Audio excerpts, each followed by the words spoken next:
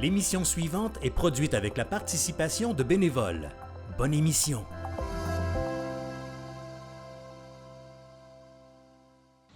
Lorsque j'ai appris que mon collègue choriste, le docteur Yves-André Bureau, obstétricien, prenait sa retraite, je me suis dit que c'était l'occasion idéale de lui rendre hommage en mettant en valeur le travail de ceux et celles qui nous accueillent de leurs mains à notre naissance.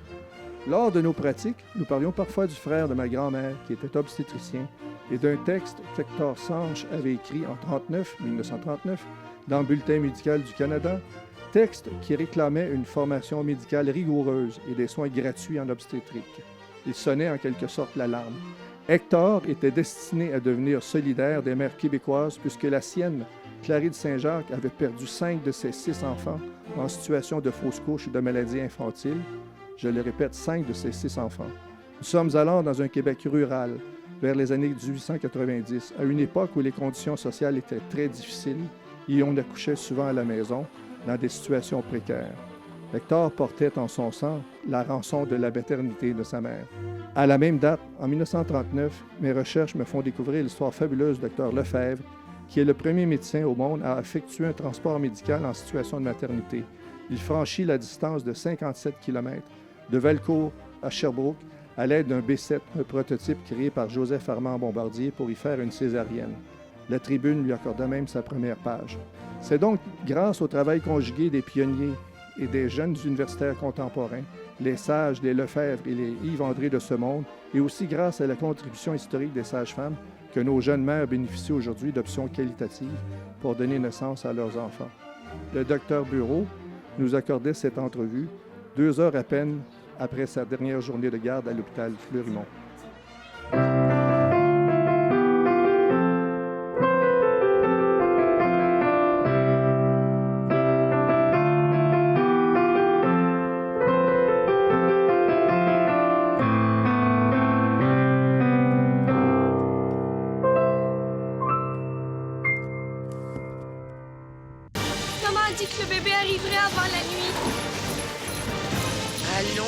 T'inquiète pas, on va aussi vite qu'on peut. J'ai promis à ta mère que je serais... Oh! Oh mon Dieu! On n'arrivera jamais à temps! Mais oui, calme-toi un peu. Je peux plus continuer. Je suis fatiguée. Tu ne vas pas te décourager. T'as déjà fait tout le chemin à pied pour venir me chercher, pas vrai? On n'a plus qu'1 000 à faire. Encore une fois. Pousse, c'est ça. Encore une fois. Pousse. Pendant une bonne partie de ce siècle, la plupart d'entre nous, Canadiens, naissions là où nous vivions. Et bien souvent, la seule aide professionnelle disponible était celle de la sage-femme. Alors, bonjour Yves-André. Bonjour Pierre. Nous sommes en présence du docteur Yves-André Bureau et c'est un grand plaisir de vous accueillir. Bien, c'est le plaisir partagé. Une journée idéale. Ah, on peut pas trouver une mieux. journée idéale est presque historique, particulière parce que vous m'annoncez qu'en ce jour même, vous avez eu tantôt votre dernière journée de garde. Oui, ma dernière garde en obstétrique dans la région, oui, à la salle d'accouchement. Et donc, c'est une journée quand même assez émotive pour vous. Vous Oui. avez eu des témoignages aujourd'hui. Oui. Comment est-ce que ça s'est passé? Ah, ça s'est passé dans le bonheur puis dans l'émotion aussi, parce que j'étais quand même assez même surpris de voir l'appréciation puis les témoignages qui m'ont été rendus. Les gens ont été très généreux au niveau des souvenirs qu'on a évoqués, puis au niveau aussi même un dîner impromptu qu'ils ont organisé hier dans la journée, parce que j'étais de garde durant le jour hier dimanche, puis les gens ont fait une petite fête avec un dîner là, où les gens ont apporté des trucs, puis c'était... Et puis, ça a été la même chose avec les collègues, ça a été la même chose avec mon autre milieu de pratique comme au bureau. Puis, alors, c'était plein. Les dernières semaines ont été plutôt chargées en émotions. On continue à travailler, puis on pense que tout va être la même chose, mais finalement, on s'aperçoit que dès lundi prochain, moi, je ne suis plus à l'emploi et au service de la région ici. Là. Je vais faire autre chose comme défi à ce moment-là. Ouais, autre chose, mais vous allez quand même poursuivre. Ah oui, oui. Vous vous en allez, je pense, à Sept-Îles dans les Oui, semaines qui viennent. ça s'appelle une semi-retraite parce que je vais devenir, comme semi-retraité, je vais devenir un aidant, c'est-à-dire je vais aller faire du dépannage pour les collègues qui sont en vacances ou qui veulent prendre des vacances ou qui ont de la difficulté à arriver au niveau pour assurer les services, OK. pour qu'ils puissent eux aussi avoir un répit. Alors moi, je fais 1-2 semaines dans ces milieux-là, là, que ce soit au cours des prochains mois puis des prochaines années, c'est ce que je prévois faire. OK. Alors je ne suis plus attaché à une clientèle maintenant, mais je vais faire du dépannage comme tel. OK. Mais c'est drôle parce que je trouve ça formidable qu'on vive ce moment-là tous les deux. C'est une journée qui est importante pour Oui. vous. Oui. Puis quand vous m'avez dit, puis c'est une façon de vous rendre hommage aussi, parce que vous avez, on est tous, on contribue tous à la société. Mais dans votre cas, d'avoir fait plus que 10 000, vous m'avez dit, 10 000 Oui. accompagnements de couples, de femmes, de naissance dans une carrière, c'est pas rien. Et ça, c'est quand même formidable, puis je vous en félicite, vraiment. Bien, c'est gentil, merci. Puis comme je l'ai dit, les gens sont très reconnaissants. Encore une fois, on apprécie le plus souvent, même dans les moments qui peuvent être difficiles, mais effectivement, c'est un moment assez unique dans la vie des gens. Tu sais, on parle toujours des grands moments de la vie. Exact. Bon, venir au monde, évidemment, c'en est un, mais après Oui. ça, se marier, après ça, les premiers événements, mais le premier enfant, quand on accouche, surtout la première fois, c'est particulièrement important. Puis toutes les fois d'avant, les fois qui suivent après ça, mais il y a toujours un petit peu de magie. Puis d'ailleurs, c'est ce qui m'a convaincu de faire ce travail-là, moi, quand j'étais étudiant en médecine. C'est ça qui m'a accroché. Bien, écoutez, je vous écoute, puis je vois une très grande sensibilité. On pense souvent à la médecine d'un côté technique, mais il y a tout l'aspect humain. Puis là, bien, quand vous dites les moments importants, je trouve ça formidable. Tu sais, vous avez déjà compris à ce moment-là que c'est ça que vous vouliez vivre. Oui. Et ça s'est fait jeune? Le premier accouchement que j'ai vécu, j'ai fait toutes sortes de choses. On apprend beaucoup. En cours de médecine, on a un corpus de connaissances à acquérir, à étudier, des nuits interminables à étudier et à réviser. Puis là, bien, on est dans le l'ivresse puis dans l'abstrait. Puis après ça, on se dit comment ça va se...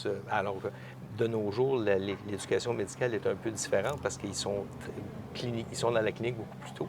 Moi, j'ai appris plus à la traditionnelle, c'est-à-dire qu'on faisait les 2-3 premières années de notre entraînement, c'était juste des livres. Puis là, après ça, dans les 2 dernières années du cours, là, on tombait dans le concret, on tombait dans la clinique. Puis là, bien, il y a différentes spécialités, mais la chose qui m'avait accroché à ce moment-là, c'est le premier accouchement que j'ai vu, puis que j'ai fait, là, parce que là, le patron m'avait assis sur la chaise, Oui. puis là, j'ai les mains, j'ai pu assister à la naissance, j'ai pu aider le couple à ce moment-là à accoucher. La dame a accouché de son premier enfant. Et puis là, bien, tout le monde pleurait. La mère pleurait, le père pleurait, Ben oui. moi je pleurais, Ben oui. les infirmières pleuraient. C'était chargé, puis ça avait été difficile, mais j'avais trouvé ça m'avait complètement conquis. Fait que là, je sentais que je faisais quelque chose avec mes mains et puis que j'avais vraiment fait une différence, puis que j'ai trouvé que ce feeling-là, ça s'est répété toujours. Il y a toujours, quand tu as l'impression qu'après ça, tu as aidé à ce que la mère et l'enfant se portent bien, mais tu as juste aidé, parce que le processus naturel est présent toujours, puis nous, on est là pour assister puis aider. Puis quand il faut agir, on agit, mais c'est ça qui est que j'ai trouvé l'autre chose fascinante là, dans mon métier, c'est qu'on est là pour offrir le service, pour aider à ce que tout se passe bien, justement, pour optimiser, pour que ce soit le mieux possible pour la mère et pour l'enfant à ce moment-là. Oui, parce que, bon, il y a le moment de l'enfantement, le moment Oui. de la naissance, mais il y a toute la préparation aussi. Ah, ben oui. Tu sais, vous êtes là aussi. Moi, je me suis dit, je vais en parler à Yves-André, j'ai divisé ça en 3, le pré, le moment, puis le post-natal. Oui. Donc, vous êtes là au moment où le couple, vous l'accueillez. Oui. Et puis là, bien, j'imagine, il y a suivi médical? Ah, ben oui, c'est clair. Bien évidemment, on n'est pas au pré, on n'est pas là à la conception comme Non. tel, là, on s'entend, mais on C'est est bon. presque là parce qu'il y a des Ah, c'est questions, bon. même à ce niveau-là, qui sont importantes. Puis ça fait partie de l'autre volet qui s'appelle la gynécologie. Mais quand la dame est enceinte, à ce moment-là, officiellement, un test de grossesse positif, Oui. comme je le dis à la blague, Oui. c'est un processus naturel qui est quand même assez intéressant. Puis, grosso modo, comme je le dis aux patientes, 95 du temps, là, la Lune passe 10 fois dans le ciel, là, puis Ouais. tu vas avoir un bébé dans les bras, puis tu n'as rien fait. Là. Ça, Ouais. c'est le 95 du temps, 90 du temps où ça va bien se passer, puis tu vas récupérer l'accouchement, puis le bébé va être correct. Là. OK. Mais le 5 c'est pour ça qu'on fait un entraînement spécial pour être capable d'éviter les problèmes qui surviennent dans cette petite minorité de patientes-là, OK. mais qui quand même ont besoin, qui peuvent avoir besoin des soins qui sont techniques ou particuliers, puis qui sont précis. Là. Puis là, j'avais choisi pas juste de faire l'accouchement dit normal ou l'accouchement avec le peu de complications, mais j'ai choisi de faire la spécialité là-dedans pour ces raisons-là, parce que je trouvais qu'il y avait des volets dans cette spécialité-là, ne serait-ce qu'en obstétrique, où tu faisais une grande différence, puis ça a beaucoup évolué dans les dernières années. Mais on peut pousser jusqu'au bout de ce qu'on est capable de Exact. faire, puis il y a des choses qui ont vraiment changé depuis les Ah oui? 30, les 50, les 100 dernières années, ça, Oui. c'est clair. Vous avez vu une évolution depuis le Oh. moment où vous avez commencé? Oh, clairement. Ah oui, clairement. Clairement, Les techniques, quoi, la façon de... Les techniques, puis les approches et l'attitude également. On sortait, quand moi j'ai commencé, ça avait commencé à changer, mais on sortait des années où la médecine, puis la médecine hospitalière était reine, où tout devait passer par l'hôpital. Il y a eu un courant, il y a eu dans le vieux temps, où c'est que c'était naturel, puis il y avait eu des assistantes naturelles comme les sages-femmes, qui sont depuis l'Antiquité, là, depuis les millénaires. Oui. Mais il y a eu après ça tout le mouvement d'asepsie qui a sauvé beaucoup de vies. Mais Oui. ça l'a entraîné tout le niveau que l'accouchement a été considéré comme un geste chirurgical, comme une opération où on préparait la patiente. Dans mes vieux livres d'obstétrique, là, la patiente est préparée avec un rasage, avec toutes sortes de trucs, avec une table d'opération. Mais l'évolution de la technique, il y a eu l'évolution des techniques puis l'évolution de l'attitude. Je disais que maintenant, dans le temps, l'accouchement était considéré comme un geste qui était chirurgical. Ça, c'était il y a 50 ans, 60 ans de ça, où, avec l'avènement de la médecine hospitalière, qui a été très forte au début du 20e siècle, Oui. jusque dans le 20e siècle, Oui. il y a eu beaucoup d'avancements par rapport aux techniques, Oui. en asepsie, etc. Oui. Et l'accouchement a été vu à ce moment-là comme une intervention chirurgicale. Exact. Alors avec justesse, les femmes ont réclamé, puis les groupes de femmes ont réclamé qu'il y avait une surmédicalisation de tout le processus d'accouchement, ce qui était très véridique, puis qui est encore vrai de nos jours à bien des égards, mais qu'on veut tendre à humaniser le processus. Puis ça, j'ai vécu ça, que justement, avec l'avènement de l'humanisation des soins, la normalisation et enlever le côté médical le plus possible pour laisser le plus de place possible au processus naturel et intervenir dans le temps opportun quand c'est nécessaire de le faire. Puis moi, je pense qu'on atteint maintenant un équilibre de ça. Exact. Puis c'est là que les sages-femmes et les maisons de naissance ont été officialisées parce que c'était Oui. depuis longtemps. Oui. Depuis des millénaires, les sages-femmes pratiquent. Oui. Et il y avait une espèce de pratique qui était plus ou moins, qui n'était pas encadrée du tout, puis OK. qui malheureusement avait des écarts au niveau de la pratique parce qu'il y avait la majorité étaient d'excellentes praticiennes, mais il y en a qui n'avaient pas de formation, Exact. puis qui pouvaient se prétendre d'une certaine façon. Oui. Ben, comme on ne peut pas se prétendre médecin, on ne peut pas se prétendre sage-femme non plus. Non plus. Alors, on a instauré des formations et elles ont d'excellentes formations où elles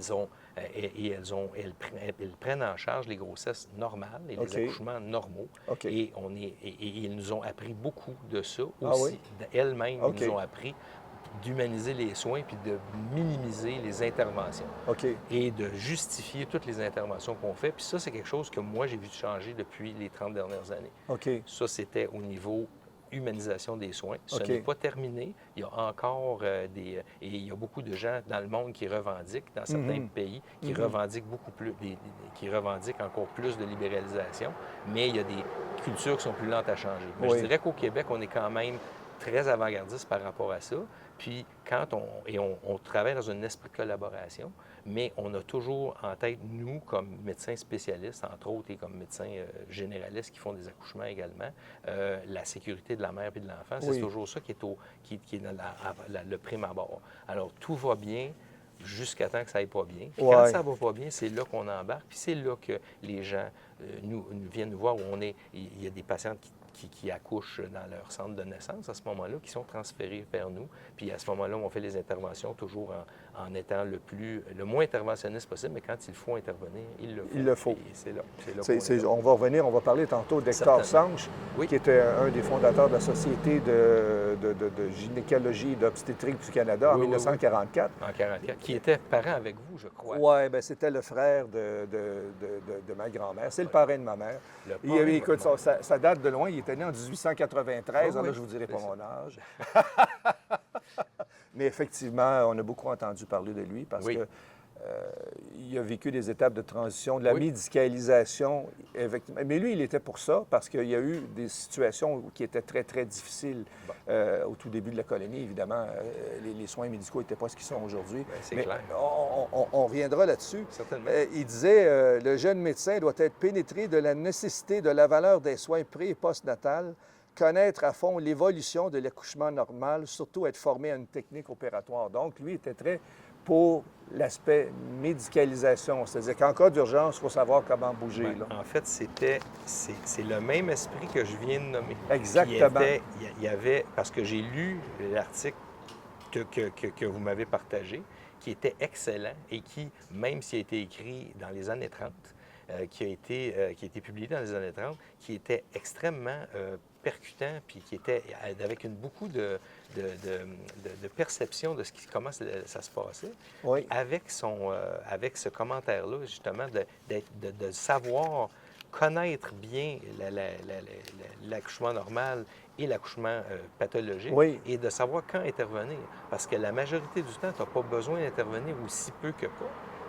Mais quand c'est le temps d'intervenir, être capable d'être disponible, alors que dans le temps, il n'y avait pas beaucoup d'accès aux soins adéquats.